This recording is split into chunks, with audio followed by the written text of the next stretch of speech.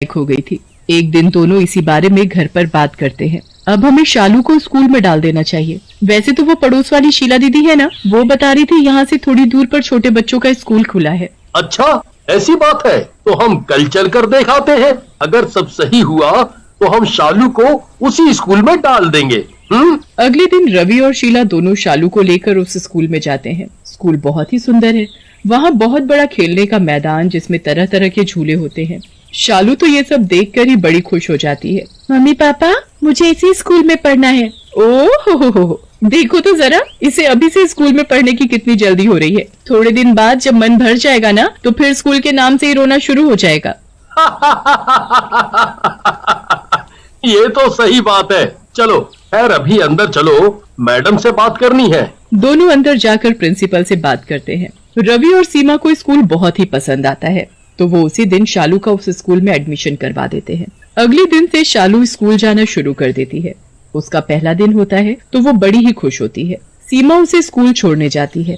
School पहुंचते ही school के gate पर एक टीचर खड़ी होती है। हेलो, मेरा नाम अनामिका है। मैं शालू की टीचर हूँ। आप स्कूल के अंदर नहीं आ सकते, बस बच्चा ही स्कूल में एंट्री कर सकता है। तो आप शालू को छोड़ जाइए, मैं इसे क्लास में ले जाऊंगी। अच्छा, ऐसी बात है, तो आप इसे ले जाइए। बाय मम्मी, छुट्टी में मुझे लेने आना। हाँ मेरी प्यारी बच्ची, अच्छे से पढ़ाई करना। टीचर शालू को पीछे के रास्ते से होती हुई एक सुनसान जगह ले जाने लगती है।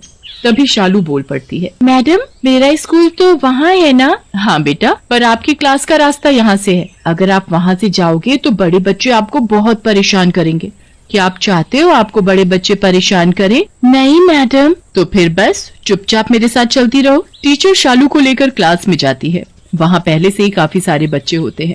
सभी बच्चे शालू की तरफ देख रहे होते हैं और सब बहुत ही डरे हुए लग रहे होते हैं। शालू तो हर बात से अनजान बस अपने नए स्कूल की खुशी में पागल हो रही होती है। उसे क्या पता होता है कि उसकी खुशी भी बाकी बच्चों की तरह गायब होने वाली है। चलो तुम उधर सीट पर जाकर बैठ जाओ। ठीक है मैडम। शालू अपनी सीट पर जाकर बैठ जाती है। उसके बाद टीचर बच्चों को पढ़ाना शुरू करती है। वो एक चौक उठाती है और ब्लैक बोर्ड पर एक मुश्किल सा सवाल लिखती है। उठो राहुल, चलो जल्दी से मुझे 1 मिनट के अंदर अंदर ये सवाल सॉल्व करके दिखाओ। ये तो बहुत मुश्किल है, मैं कैसे करूँगा? मुझे तो गिनती भी नहीं आती। मुझसे जुबान लड़ाएगा? तेरी इतनी हिम्मत? टीचर की आंखें गुस्से में लाल हो जाती हैं और धीरे धीरे वो तो एक चुड़ैल का रूप ले लेती है। गुस्से में वो राहुल के बाल पकड़ती है और उसे खींचते हुए सबके सामने लाकर खड़ा कर देती है। शालू की हालत उस चुड़ैल को देखकर ही खराब हो जाती है। उसकी आंख से आंसू और हाथ पैर बुरी तरह कांपने लगते हैं। वो मन ही मन बहुत घबराई हुई होती है, पर टीचर को राहुल पर कोई तरस नहीं आ रहा होता। अभी के अभी ये सवाल कर, वरना तुझे पता है ना मैं बच्चों के साथ क्या सुलूक करती हूँ। सॉरी मैडम, मुझे माफ कर दो। मैं कल पढ़ कर आऊंगा। आप मुझे सजा मत देना। अरे मेरा प्यारा बच्चा, मैं तुझे कैसे माफ कर सकती हूँ? सजा तो तुझे जरूर मिलेगी, और वो भी पिछली वाली से ज्यादा खतरनाक। चुड़ैल टीचर इधर उधर देखती है और फिर उसकी नजर एक टूटे हुए बिजली के बोर्ड पर जाती है। करंट वाली 2 तारे बाहर निकालती है। अब कितना मजा आएगा जब मैं तुझे करंट लगाऊंगी और तू मेंढक की तरह नाचेगा। सारे बच्चे ताली बजाना, ठीक है?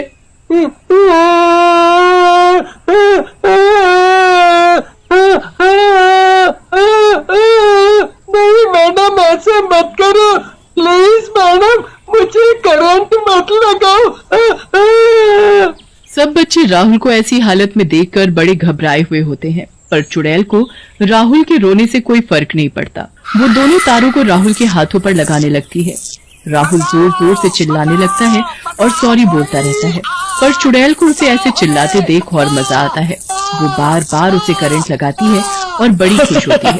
वो तब तक ऐसा करती है जब तक राहुल बिल्कुल बेहोश नहीं हो जाता। उसके बाद वो शालू को खड़ा करती है। अरे मेरी प्यारी बच्ची, मैं तुझे कैसे भूल गई? तेरा तो आज पहला दिन है और मैंने तेरा स्वागत भी नहीं किया। ये तो बहुत गलत बात है।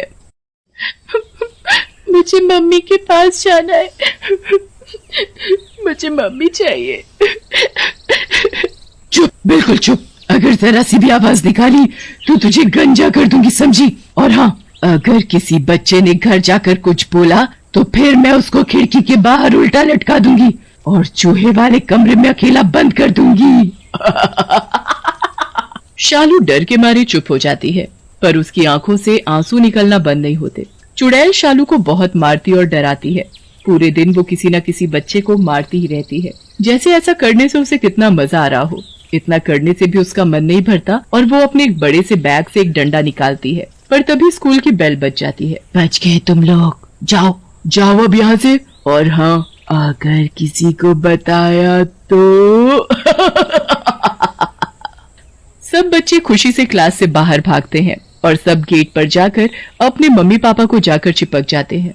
शालू भी अपने मम्मी पापा को देखते ही उनके गले लग जाती है।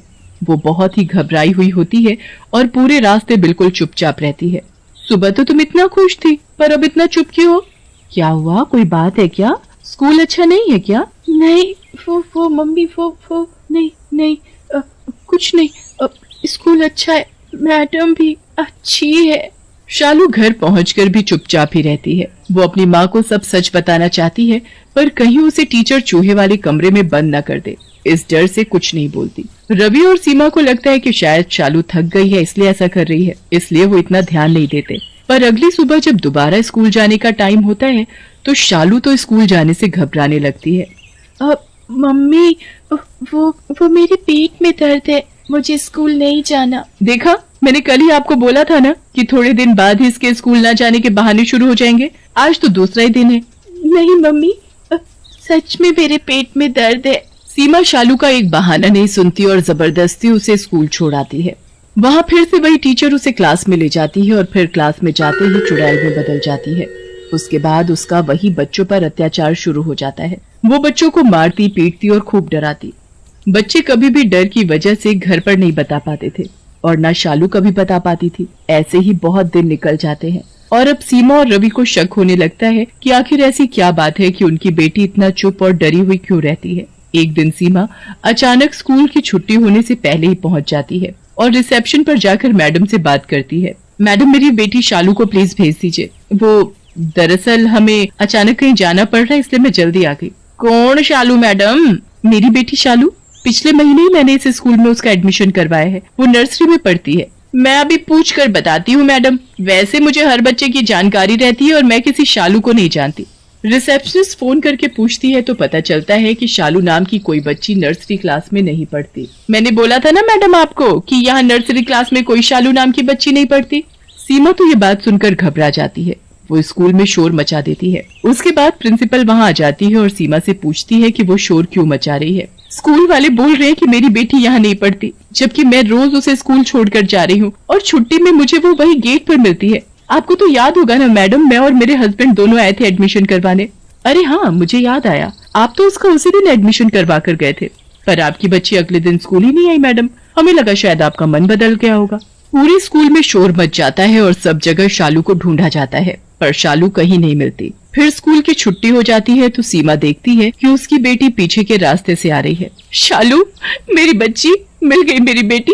तू कहाँ थी मेरी बच्ची? उसके बाद प्रिंसिपल शालू को खुद बिठाकर उससे सब पूछती है कि उसकी क्लास कहाँ है। शालू उन्हें पीछे के रास्ते से ऊपर अपनी क्लास लेकर जाती है तो प्रिंसिपल सब समझ जाती है। मैं सब समझ गई हूँ कि आपकी बेटी के साथ क्या हुआ है। दरअसल यहाँ पहले एक क्लास होती थी और उसमें अनामिका नाम की मैडम बच्चों को पढ़ाती थी। वो बच्चों को बहुत बुरी तरीके से मारती थी और जब एक बच्चे के पेरेंट्स ने उसकी कंप्लेंट की तो हमने उसे स्कूल से निकाल दिया। उसने स्कूल में बहुत हंगामा किया और निकलने से मना कर दिया। जब हमने उसकी एक नहीं सुनी तो एक दिन उसने आखिरी दिन में अपनी क्लास के सारे बच्चों को जहर देकर मार डाला और खुद भी फांसी लगाकर आत्महत्या कर ली। उसके बाद वो क्लास हमने हमेशा के लिए बंद कर दी थी। पर शालू तो अपने साथ पढ़ने वाले बच्चों के बारे में हमें बताती थी। तो वो बच्चे कौन हैं? वो वही बच्चे हैं जो सब मर चुके हैं। सीमा के पैरों तले जमीन ही खिसक जाती है। अगले दिन प्रिंसिपल शांति पाठ करवाकर उस चुड़ैल को वहीं बंद कर देती है। उसके बाद जब शालू स्कूल जाती है तो कभी नहीं डरती।